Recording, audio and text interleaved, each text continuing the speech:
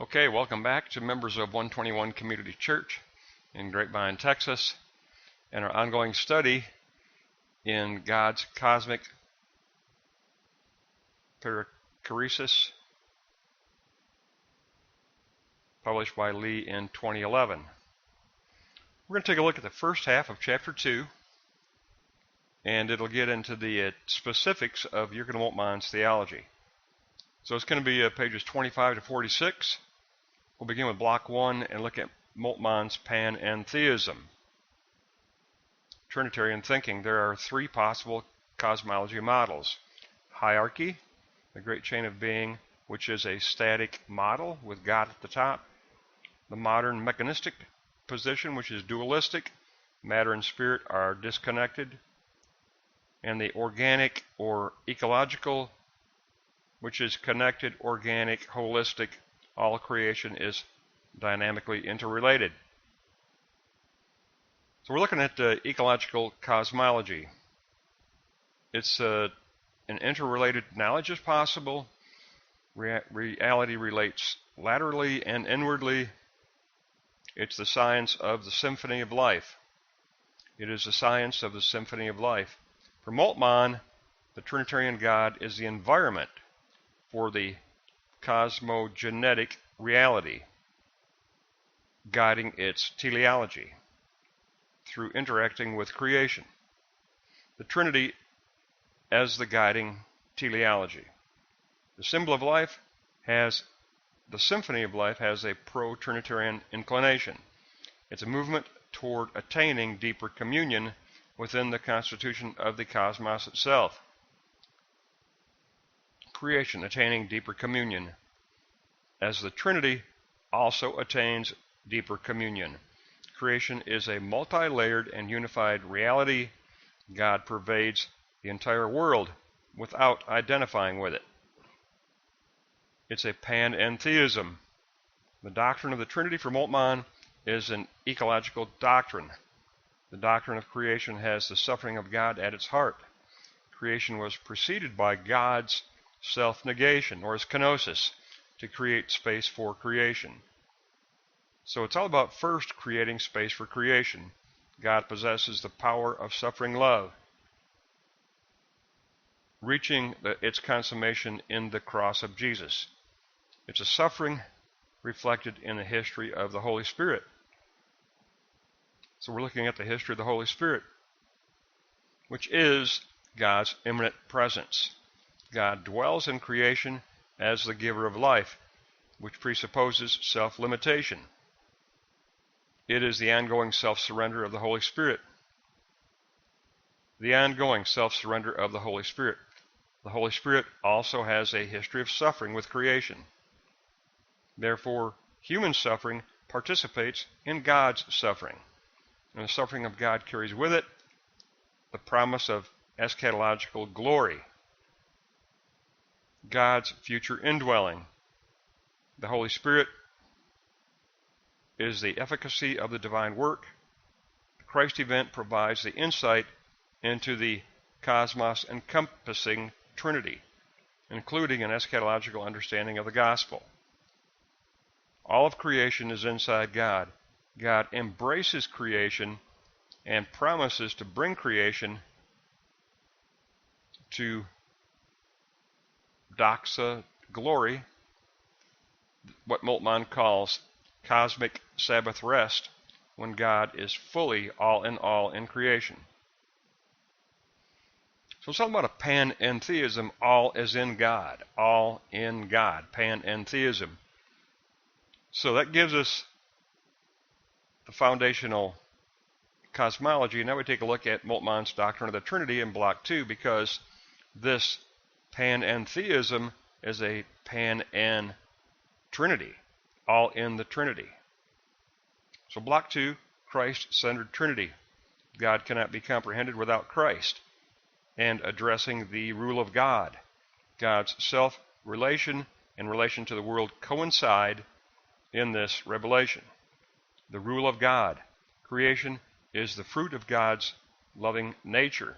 Creation is responsive in its union with the Son. The cross is at the center of God's being. So Block 2, Note 3, the cross as central to God's being, which determines the inner life of the Trinity. The Trinitarian history of God is grasped in the history of Christ. The sending of the Father, the being sent as incarnate of the Son, and the glorification of new creation by the Spirit. Sending as a Trinitarian concept. It is the epitome of relation of the divine persons in relation to the world. The Trinity is open toward creation from eternity itself. The Trinity's fundamental orientation is to embrace all of creation. It is the Trinitarian embrace of the world, to be open for the experience of history. The world is taken up into the being of the Trinity. The Holy Spirit is sent for the unifying or unification of the world. So note 6, the unifying of the world. The other side of sending is glorification, the completed mission of the Holy Spirit. The Spirit glorifies the Son, the Spirit glorifies the Father. Glorification, it is the unifying process of the Trinity. Unity of God is an eschatological concept. The doxa glory shares in the sufferings of humanity. Remember, doxa glory is the glory that was in the Holy of Holies, but now we learn that the doxa glory is an incarnate glory that truly suffers with humanity. So Block 2, Note 8, sharing in suffering as the doxa glory. Glorification by the Holy Spirit takes place through believers, which is Trinitarian koinonia fellowship. There you go. It is Trinitarian koinonia fellowship. God and the cosmos are in a common redemptive process, and we participate in that common redemptive process as we participate in the incarnate doxa glory of the living God, immanence that is also transcendence. That is the incarnate doxa glory, and it is the presence of the movement of Holy Spirit from dunamis, potentiality, to energy, actuality. So we've looked at the foundational panentheism of Moltmann's theology. We've looked at his doctrine of the Trinity, which is a Trinity that embraces the world in perichoresis. Remember, we have our definition of perichoresis, and I will give it to you again. Perichoresis, a circular, triune, rotating enclosure that encloses all of creation. Perichoresis, a circular, triune, rotating enclosure that encloses all of creation, and through the Holy Spirit lifts that creation into reunion with the Father. So we have our panentheism, cosmology, and we have our Trinitarian perichoresis in Block 2. So now we can look at Moltmann's doctrine of creation in Block 3. Creation is that which contains a messianic future. It has a messianic future. Creation is the beginning of an open creation, consummating as the dwelling place of God in His glory. The dwelling place of God's doxa glory, which has a highly eschatological orientation. It is an ecological doctrine of creation. God is immanent, yet also transcendent. That is key for Moltmann. God is immanent, yet also transcendent. It's an immanent transcendence. God's immanence and transcendence is moving toward the eschatological Sabbath rest, the cosmic Sabbath rest. A relationship on God's part of kenosis, self-emptying, and future doxa glory. God enters into the newly created primordial space. It's about the newly created primordial space. God creates by letting be and making room within Himself for space for creation. He is not the unmoved mover. He is moved to kenosis, self-contracting, in order to make room for creation within God's self. Conception and birthing. Like a mother, God makes room in himself for creation, so that creation can exist within God the Father. So this is a very good analogy here. And like an umbilical cord, God nurtures creation within himself. Continuity and discontinuity. The begetting of creation is aligned with the outreach of the Father toward the Son. The creation responds to the Father's initiating within the creation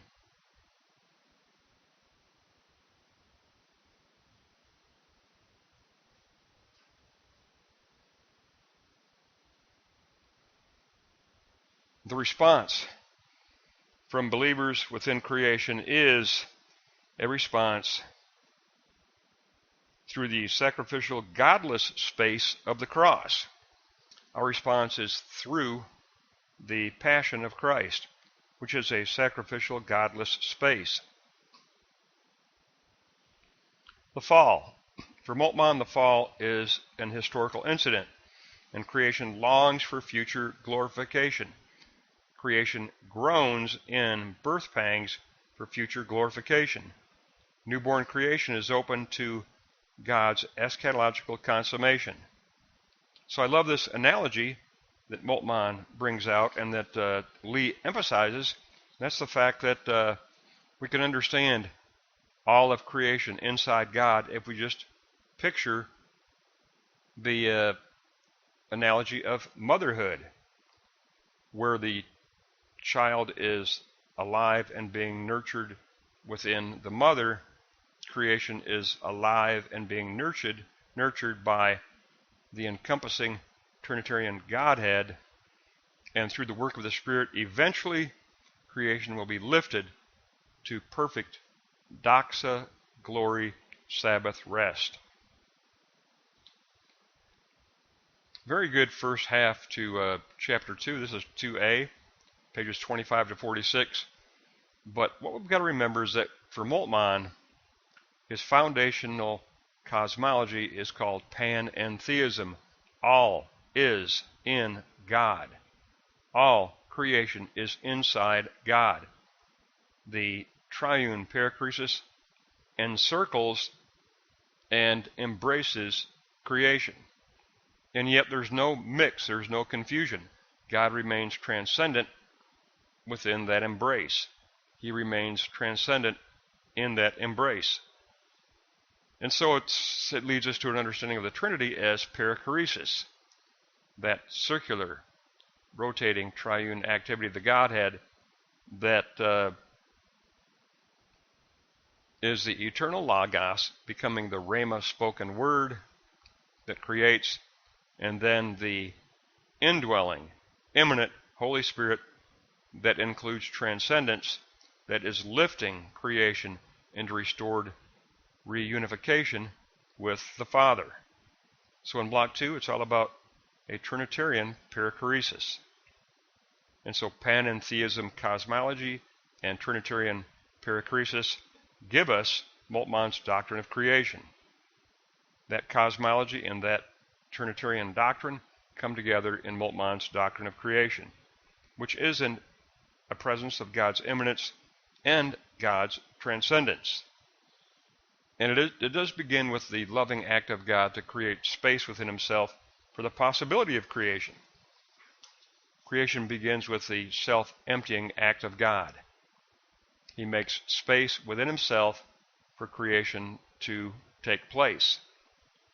And then, like the analogy of motherhood, all of creation lives within the triune Godhead. And all of creation is nurtured and sustained and improved and matured by the work of the Father, Son, and Holy Spirit in eventually lifting that creation into a perfect Sabbath rest reunification with the Father, which will be a time when God will be all in all, and it can be called a true cosmic Sabbath rest. So the first half of chapter 2 gives us panentheism, Trinitarian perichoresis, and the creation primordial space that is made available through the kenosis, self-emptying of God himself to make room for creation within himself. Beautiful beginning, and we have 2b to pick up for our next lesson. It's going to be pages 46 to 66, so we have another 20 pages to go for chapter 2, but this gives us the first half of chapter 2, which is a beautiful presentation of panentheism, perichoresis, and creation.